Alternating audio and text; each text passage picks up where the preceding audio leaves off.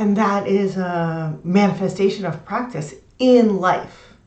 In life. And I think that walking meditation and movement practice and lying down and mindful eating, and I'm sure there are myriad others, but those are those specific conscious intentional practices arising for me at the moment. Like, those are practices that support us to allow us to have the practice be infusing our day and infusing our lives, and to help us get some freedom from the idea that practice is that thing you do on a cushion when you're sitting in a full lotus, totally blissed out. It's like, yeah, like sometimes that happens to some people in some conditions, and we're all alive. Or we have this period of time in which we're alive, right? I mean, if you're hearing me, you're alive. And we're all going to die. And those of us who are attuning and engaging, we want to live our best lives, our fullest lives, our most robust, nourishing lives, our most present lives. And how do we do that? Many paths. The path is wide. And a way to do that is to cultivate being present. Full stop. To everything, to anything, to whatever we might be doing. And so I'll explore for this 45 minutes some sitting and walking and lying down, and I'll offer some words that might support all of that. And I invite you to play along, primarily in tuning in and listening to yourself. So staying laying down or seated, or staying walking if that's what's supportive for you, and feeling the full permission to do that, to attune to the heart and follow your heart.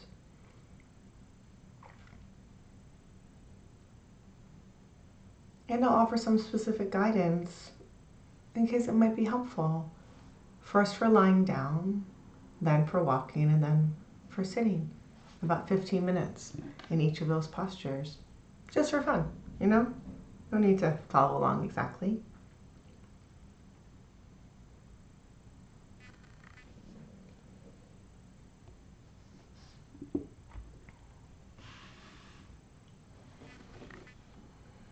So beginning with the lying down posture, finding a posture that is supportive, comfortable, in a place in which you can relax, in which the heart, mind, and body can relax. There's enough safety, enough feeling of safety that the nervous system can settle, or have the opportunity to settle. Might be the couch or the floor with some blankets folded up, or a yoga mat or two, some other softness, or the bed. Or it's just 15 minutes, so it doesn't even have to be that soft. Finding the place that supports this heart, mind, and body in this moment in time. Right? Not yesterday or tomorrow, but the now of you.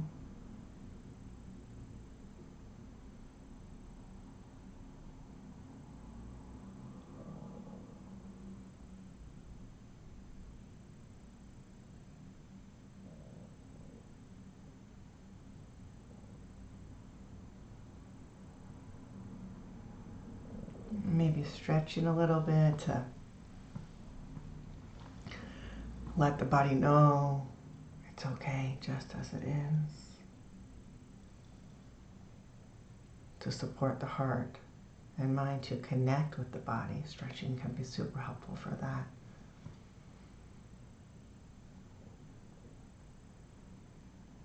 And even gentle movements can be a yoking together of mind and body. And that's what yoga literally means, I understand. A yoking together of mind and body, of heart and body.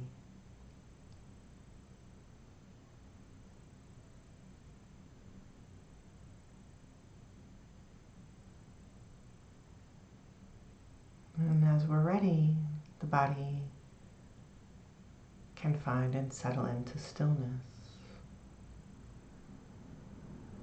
And if there's discomfort at some point, attuning to that discomfort for a while and noticing if we can be with it. Maybe once or twice. And then if it arises a third time, moving with tenderness, with care, with attention, with awareness to relieve the discomfort. Caring for ourselves. Sometimes that caring is simply bringing attention into the place where there's discomfort, the neck, or the shoulders, or low back, knees. Somewhere in the cranium. Because it's possible that by bringing care and attention into the body softens and releases. And we get freedom from the second arrow that we didn't even know was there. It's like, oh yeah, okay. I can be with the direct experience and allowing the body to rest. I love the lying down posture for the support that it gives to my nervous system to rest. It's antithetical to the Western model. Go, go, go, do, do, do. We're trying something new now. We're trying something new here. Allowing the body to rest, to stop, to settle.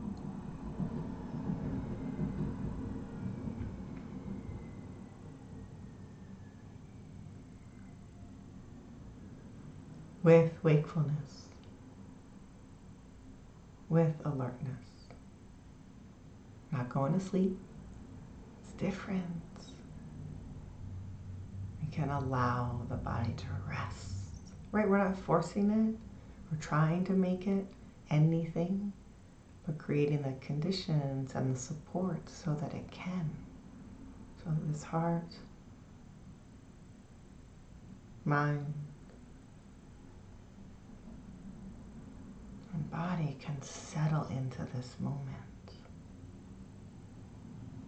to this place and space, this mind state. Whatever is here is okay.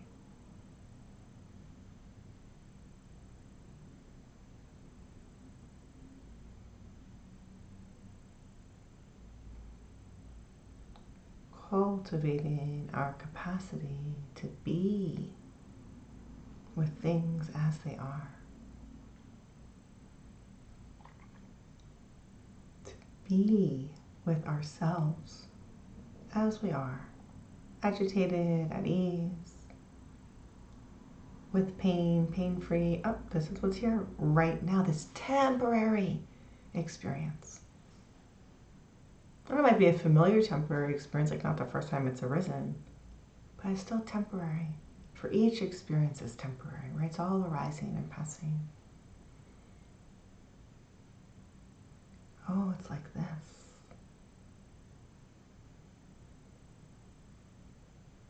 How does it feel to drop in, I got you, or I'm here for you, or your own language for that phrase that I love so dearly.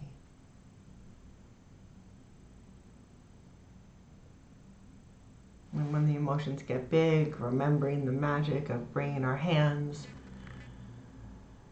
to our skin, to cradle our face, or to give the neck a little hug, or a full embrace of crossed arms, getting skin on skin, right? If I'm wearing a sweater or a long sleeve, I just slide my hands up, or even short sleeves underneath the sleeves. When the emotions get strong, it can be so supportive to nourish ourselves in that way. It turns out the heart, mind, body doesn't know. It's not a different person offering love. The nervous system still feels the embrace.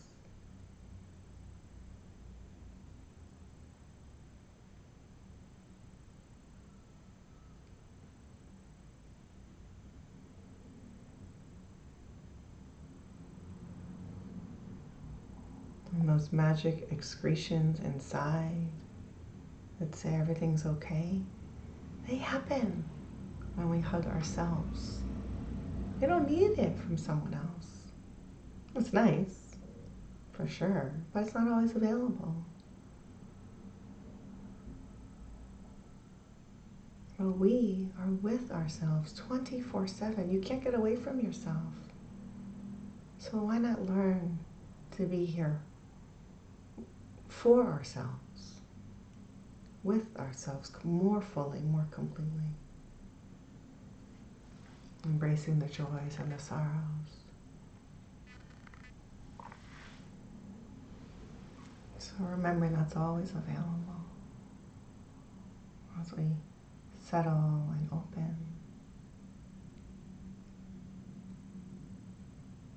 Consciously, intentionally recognizing how things are.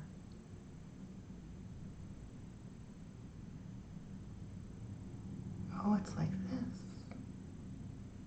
Tasting that openness or curiosity, that attunement to ourselves, to the moment.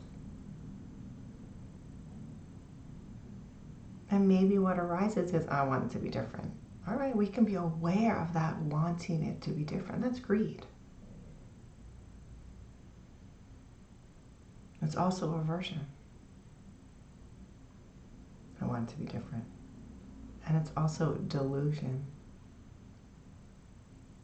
I want it to be different, as if this moment could be different than it is. This moment has arisen due to causes and conditions. It's completely conditioned. Oh, and then the body softens. Oh, right, it's just conditioned. Yata Bhuta, things as they have come to be.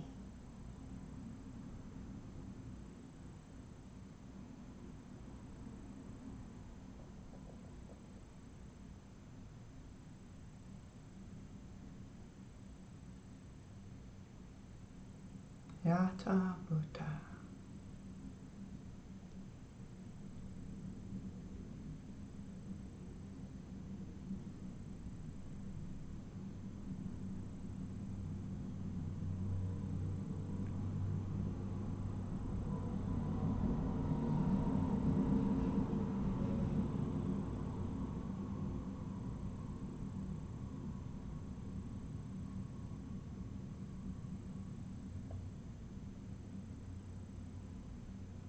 Resting.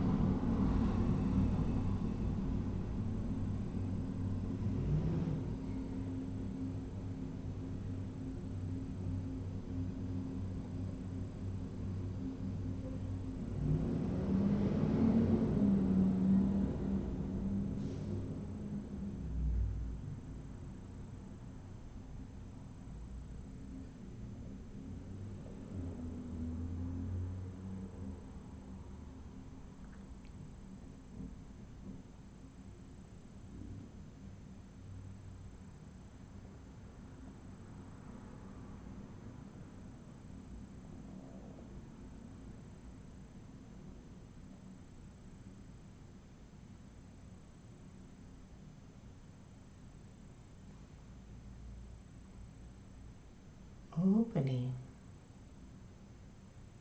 Opening to the urban soundscape that might be coming through your speakers. Opening to the environment that surrounds you in your physical space. Sounds and sensations.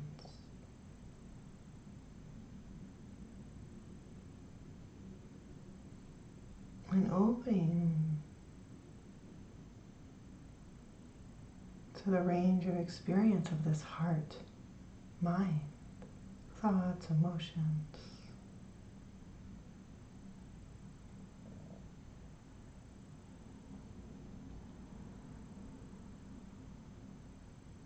observing how it's all changing.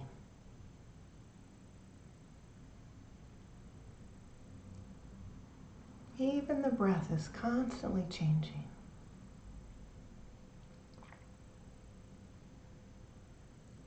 Or maybe we have a habit of attuning to the breath as our object of awareness, and that habit arises even though we're not consciously choosing to do that. It's conditioned. No problem. We can become curious and interested in the changing nature of the breath. And an awareness of the experience that we are not doing it, right? Try to stop breathing. Good luck. It's happening due to conditions.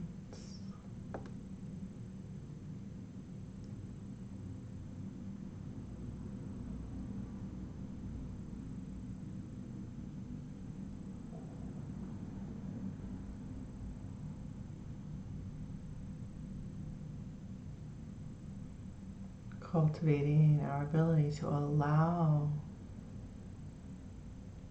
actively, consciously allow the experience to unfold.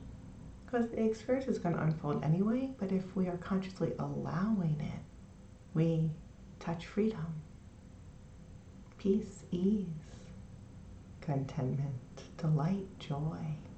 Oh, it's like this. No longer fighting reality, or embracing it.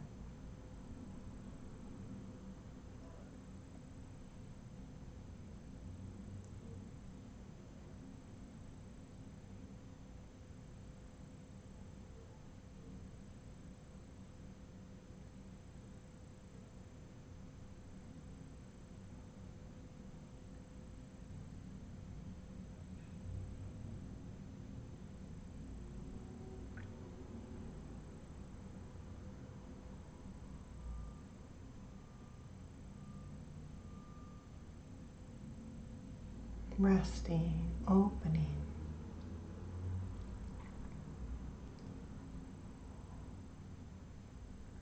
When things get squirrely, another practice that can be helpful is to broaden, to notice what else is here, or aware with. Broadening the field of awareness. Because when there's an uncomfortable experience in the heart-mind, attention can get really locked into that.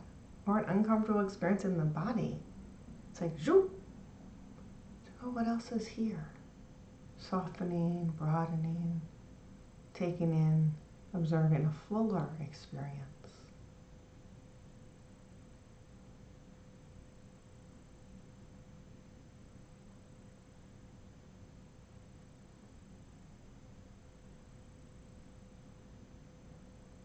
These practices support a greater and greater awareness that it's not personal. Anatta, it's not about me. And that's freedom.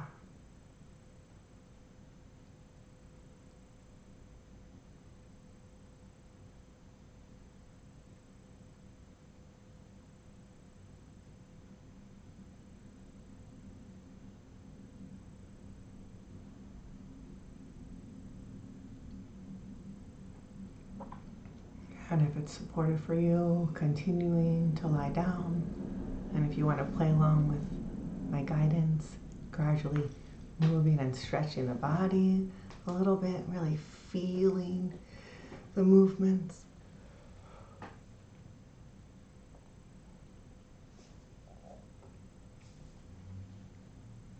Allowing this experience of coming out of stillness into movement to be a part of practice, not separate from practice, not an adjunct.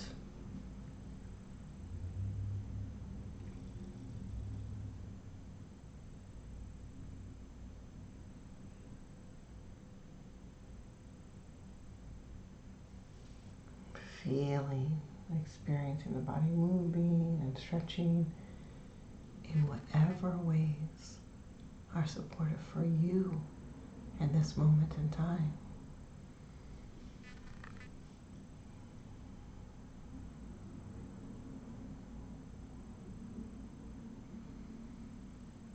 Small movements, big movements. Maybe beginning with the head and neck, maybe beginning with the fingers and toes, allowing it to expand and expand, or staying lying down.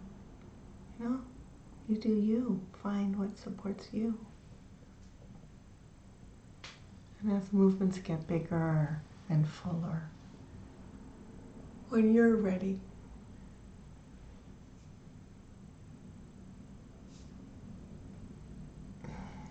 turning onto one side and coming off of the couch or bed or floor in a way that's easeful, right? Not using the back. Kind of rolling off and then pushing up. And bringing the body to standing when you're ready. No rush. Plenty of time.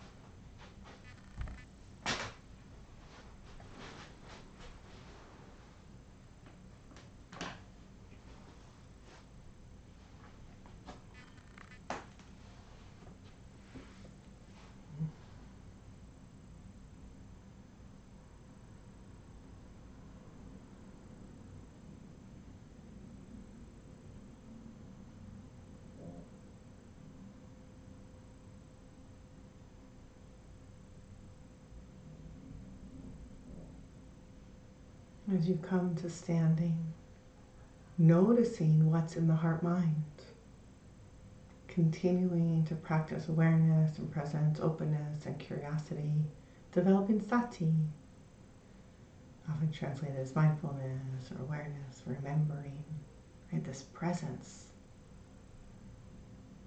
that's so fully described in the Satipatthana Sutta.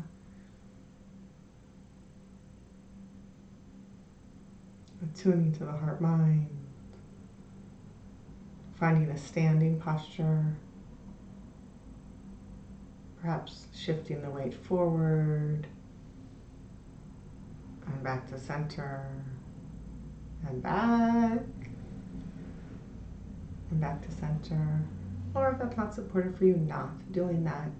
And then same thing to the sides. If it feels supportive, eyes open, eyes closed. Many people prefer the eyes open, gazing at a wall where they can find a spot to support their balance. But some of us like to close our eyes so we can feel in a little more fully, a little more deeply. You do you. And then finding stillness. Now that we've shifted forward and back and left and right, we might find our center more easily.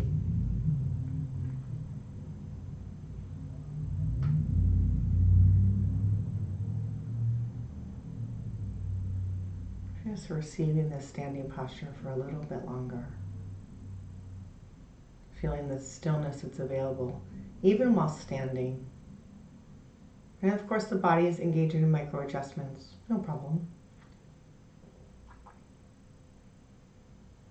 There is a relative stillness. And of course we're moving around very quickly as we sit on the surface of the earth. There's that too.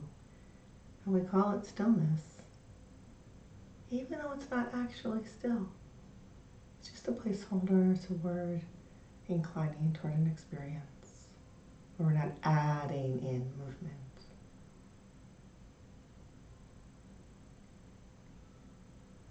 And then checking in, are the feet good? Do you need socks or shoes, or do you take socks off, or how is it for this body right now? And then eyes open or closed as support to, bringing all of the weight to shift onto the right foot.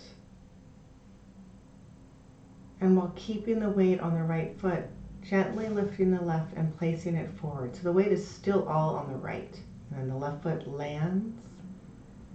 And then experiencing the gradual shift of weight from the right onto the left, little muscular movement, the body actually moves. And now all of the weight on the left foot. So that right foot's in the back. The tip of the toe still touching. But there's really no weight back there. Getting firmly planted on that left foot. And again, eyes open can be really supportive, though not necessary. Once there's firm connection with the left foot, Allowing the right foot to lift. It might just slide on the ground and come forward while the weight stays firmly on the left foot. And once the right foot is planted, shifting gently, gently, smoothly, slowly until all the weight is on the right foot. And continuing in this very slow way, if that's supportive for you. Just 5 to 10 steps in this very slow fashion can be really supportive. And then you'll walk as far as you can walk. I've gotten to that place now. You might not have gotten there yet, but play along with me for the moment just to experience it.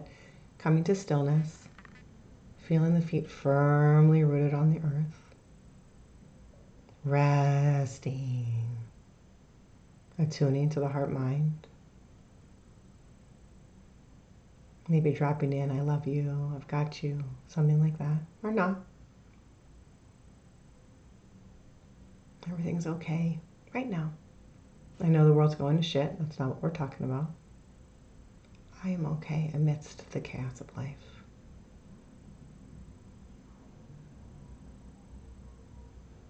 And then if the eyes are not open, opening the eyes. Making a turn with as little movement, as little effort as possible. So the right foot spins out, maybe just over 90 degrees. And then the left foot spins 180, and the right foot turns to match it. And maybe need to adjust a little bit so that we've turned 180 degrees and the feet are parallel, about shoulder width apart. And again, the eyes closing so that we can rest more fully in the standing posture. And then checking the standing posture. Are we back to our regular leaning forward or back or to one side, or are we centered? Checking in. None of it is right or wrong. We just want to know. Oh, yeah, there's that habit. I got you. All good. And resting here for a few beats. Resting and opening.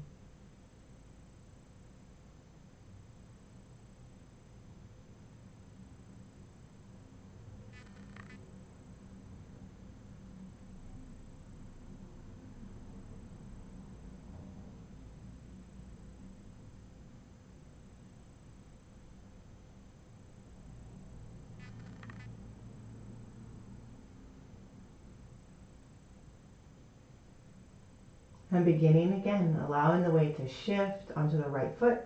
Eyes open or closed as is supportive for you.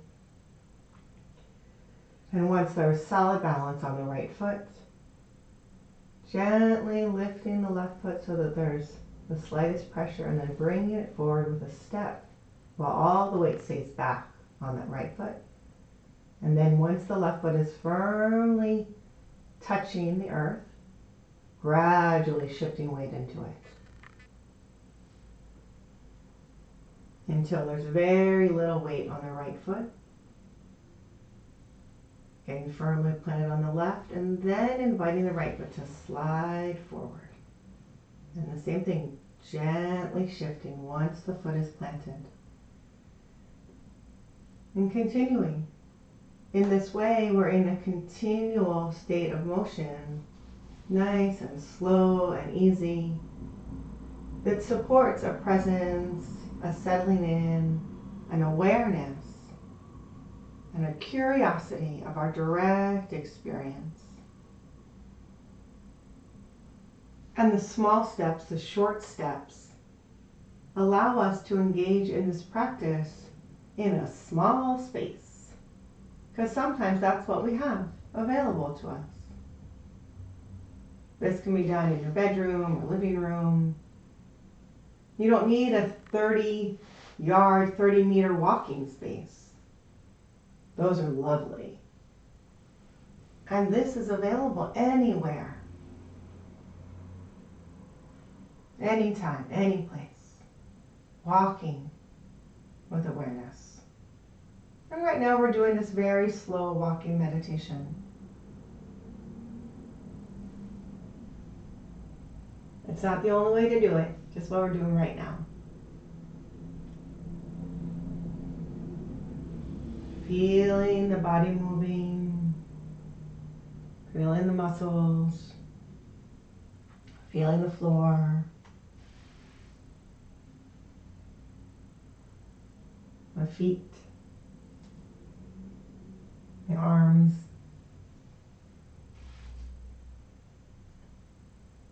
Maybe the arms and the legs brush upon one another occasionally. And after a time, you'll come to the end of your little tiny walking path. And the body comes to stillness. I've come to the end of mine now. And we stop and rest in stillness. Maybe as we walk the path, the mind went in 1,000 directions. That's the gift of the stopping. It's like, oh, you recognize, oh, yep, planning, remembering, recalling, going back in time, going up forward in time, judging the present, like, oh, hi. And as the body comes into stillness, stops and settles, it supports a settling of the mind. We can experience this directly without like trying to make the mind do anything or not do anything.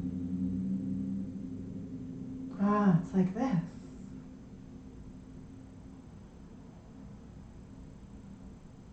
And maybe love naturally arises, or maybe you incline the heart mind toward love, towards metta, toward care and tenderness. I love you, I got you, I'm here for you. Or not. Your practice, your way.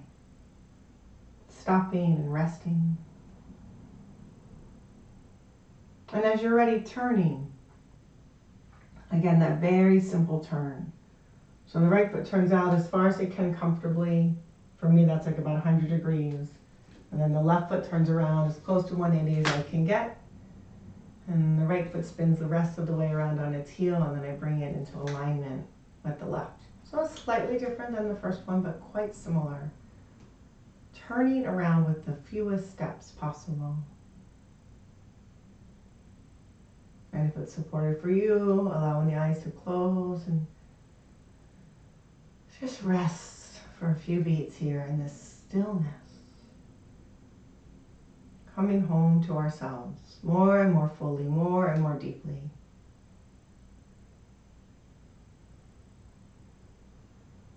I love you so much.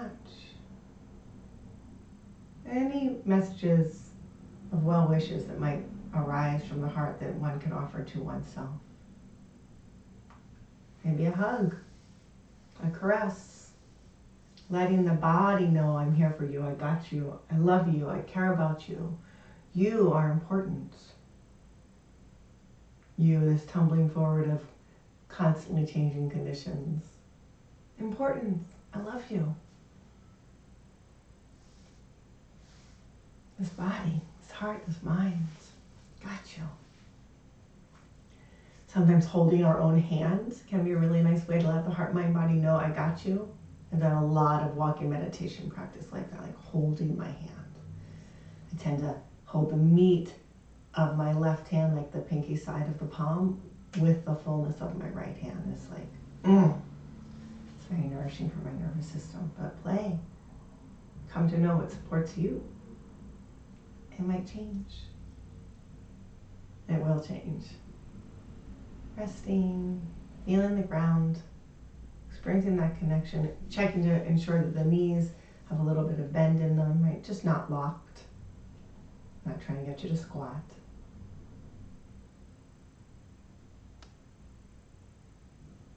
Resting, settling. And shifting the weight to the right and continuing walking without guidance for a little while in the same way, or maybe you've made some adjustments that support you. Enjoy your practice.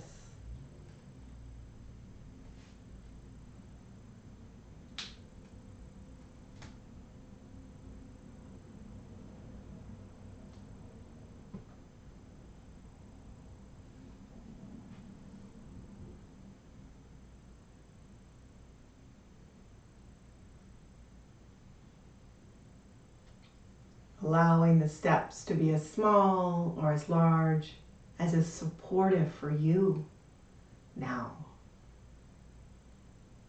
Not yesterday, not tomorrow, but now.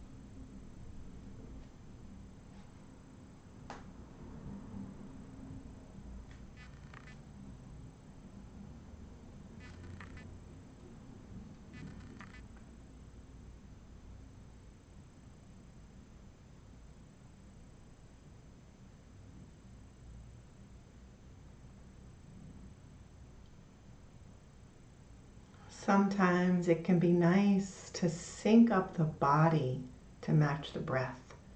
So allowing the breath to be just as it is, we might explore bringing one foot up as we're breathing in and placing it down as we're breathing out, or shifting the weight onto it as we're breathing out. And the back foot can lift with the inhalation.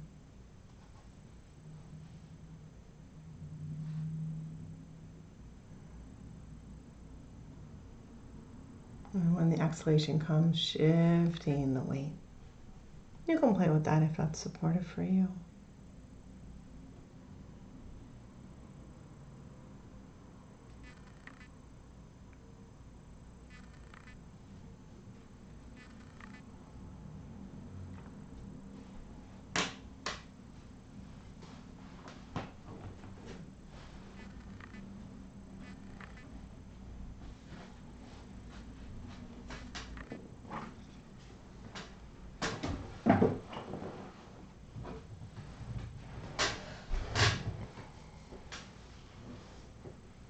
And this can be done outside in the same pace.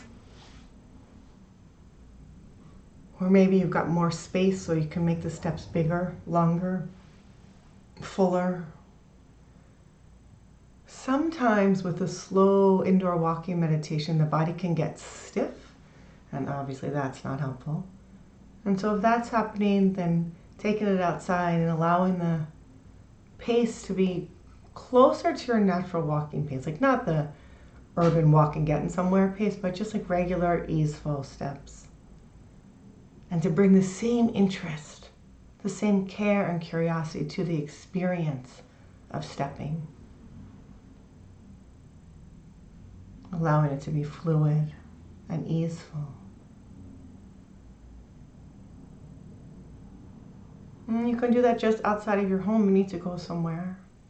Or if you're in the woods, you can enjoy being in the woods or at the ocean or along a riverbed.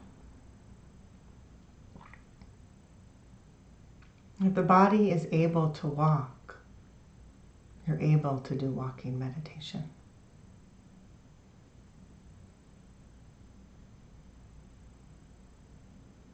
Thich Nhat Hanh said many times in many ways, the miracle is not to walk on water or hot coals or a bed of nails, but to walk with presence right here on the earth. That's the miracle.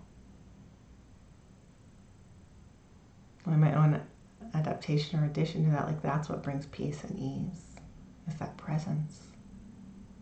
And as we practice walking with awareness, we find we're more likely to be aware in all of the activities of life. So coming to stillness once more as we bring our walking period to a close. Allowing the body to stand with comfort and ease.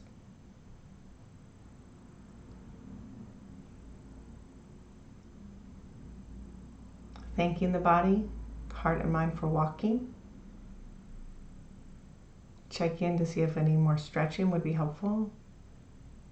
And then as you're ready, finding a seated posture.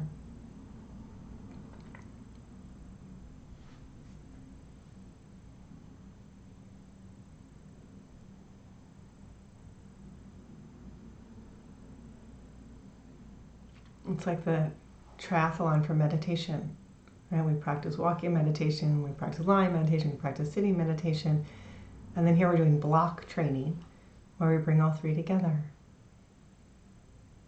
And we're mindful in the transitions, right? Your tea time is really important, that letter T, as a triathlete. And that tea time, that transition time, letter T, is very important as a meditator, as a practitioner of the Dhamma. For life is nothing but transitions. Anicca, anicca, anicca, anicca, anicca. Like that's what's happening. Impermanence, change, change, change. Dukkha is sometimes translated as unreliability. Some translation offered by Ajahn Chah. And there's nothing to hold on to. Oh, like what if we stop trying to find safety and ease by holding on to something? Freedom. So finding our seated posture.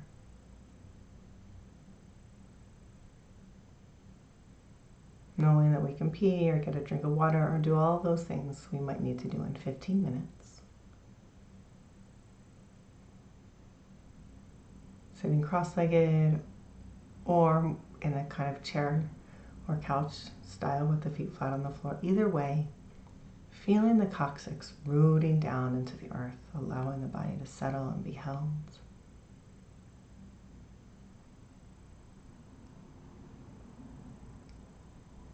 Feeling the legs, knees, feet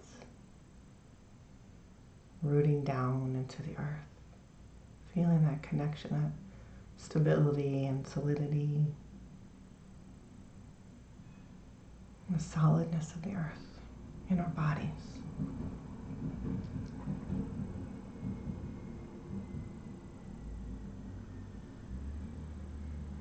Grounding down.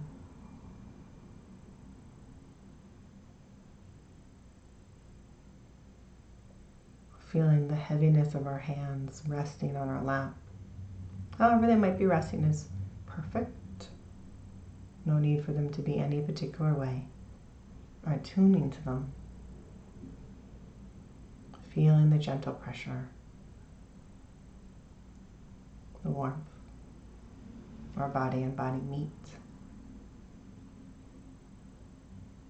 And coming back to the pelvis. The sit bones rooting down. And then the spine lifting up out of this solidity and stability. Lengthening up through the crown of the head. Length, length, length, length through the spine. Broadening the shoulders out, taking up our space.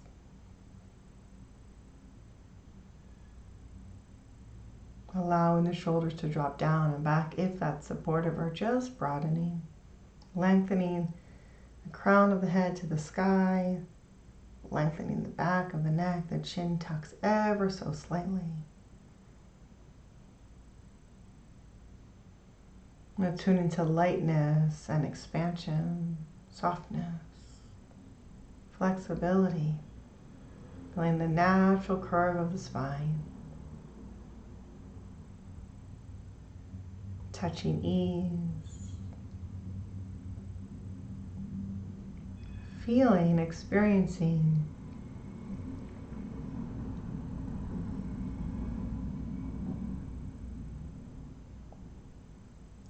how the stability of the base allows for this flexible expansiveness of the top. Working together.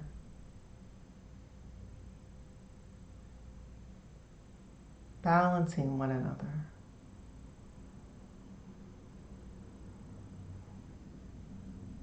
And attuning the heart-mind to resting and opening. Noticing what it is that you are aware of. Thoughts, sounds, emotions. physical sensations. Ah, it's like this. I got you, I'm here for you. Through the myriad experiences of life. Embracing ourselves and the moment just as we are, just as it is.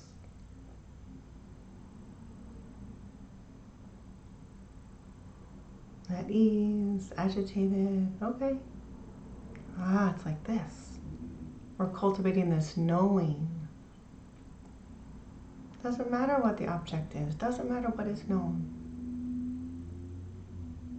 And can we begin to rest into the knowing itself? Observing the whole world coming by, passing by, flowing from one moment to the next.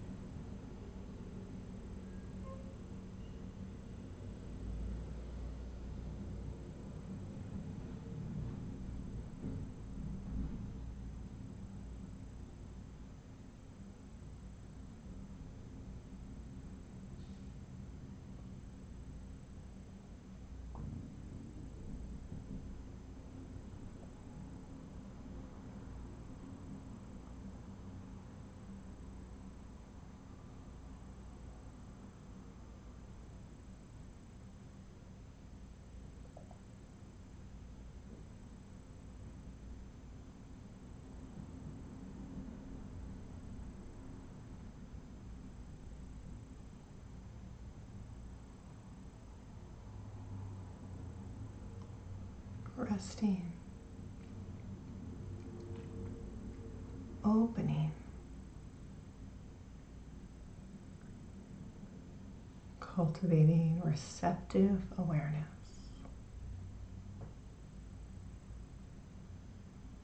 Noticing what's being received. Thoughts, sounds, emotions, physical sensations, any experience. Observing its arising and passing.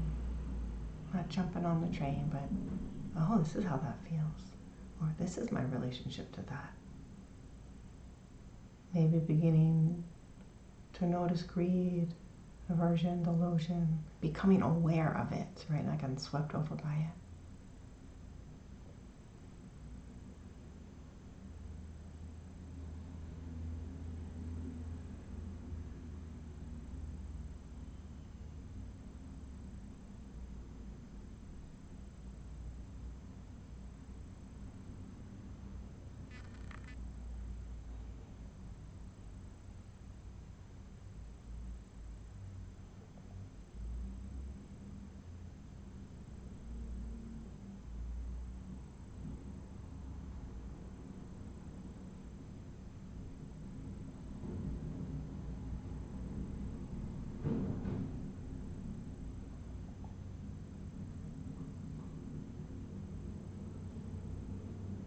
Noticing what you are aware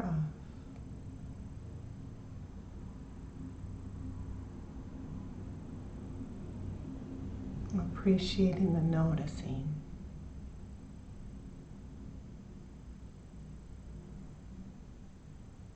Perhaps feeling the delight of the noticing of Osati. Feels so good in the body. And that's it. Not getting caught, or getting caught in noticing it and releasing it.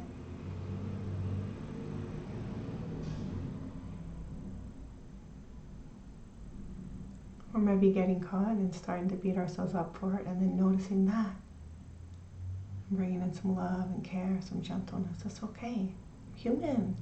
Totally, completely imperfect and perfectly human. I love you so much. What happens if we offer ourselves love, care, kindness, attention?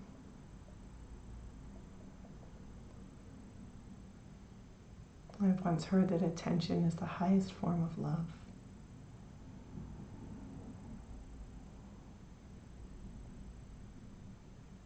Practicing to offer ourselves our kind attention,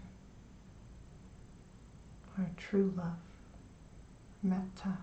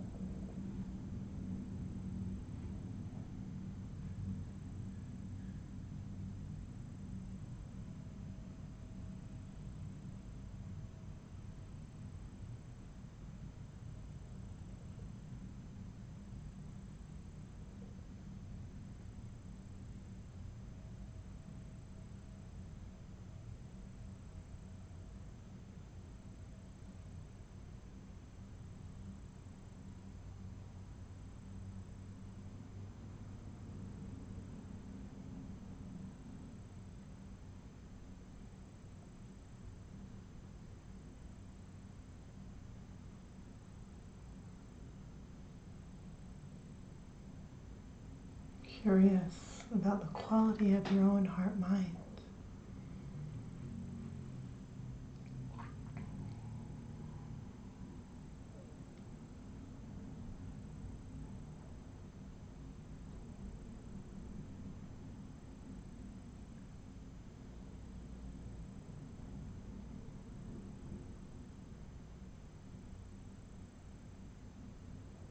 Not trying to change anything, but rather opening to things as they are. Becoming more and more aware. For through that awareness, wisdom arises, and wisdom does the work. We don't have to do it, because guess what? We can't. And if we could, we woulda. And we can lay the foundation, can support the conditions so that awareness is more and more available, more and more present, and starts to get its own momentum.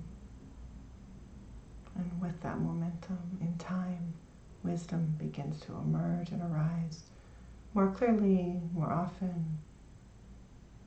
Wisdom knows what's up. You can rest assured.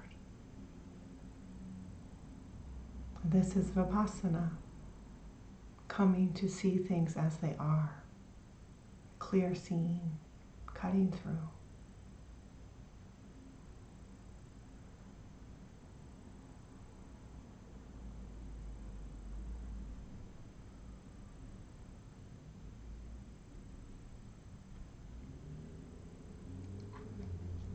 If metta or love for yourself is less available, borrow mine. For I love you, I care for you. And I wish nothing more than for you and me and all beings to have peace and ease, safety.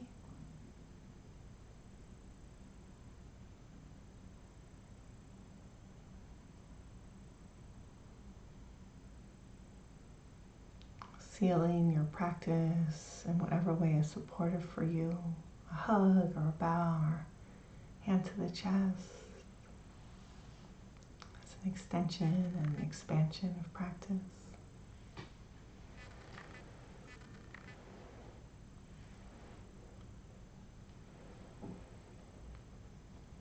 Receiving the bells, enjoying the sound arising and passing. No need to move or change anything, expanding awareness.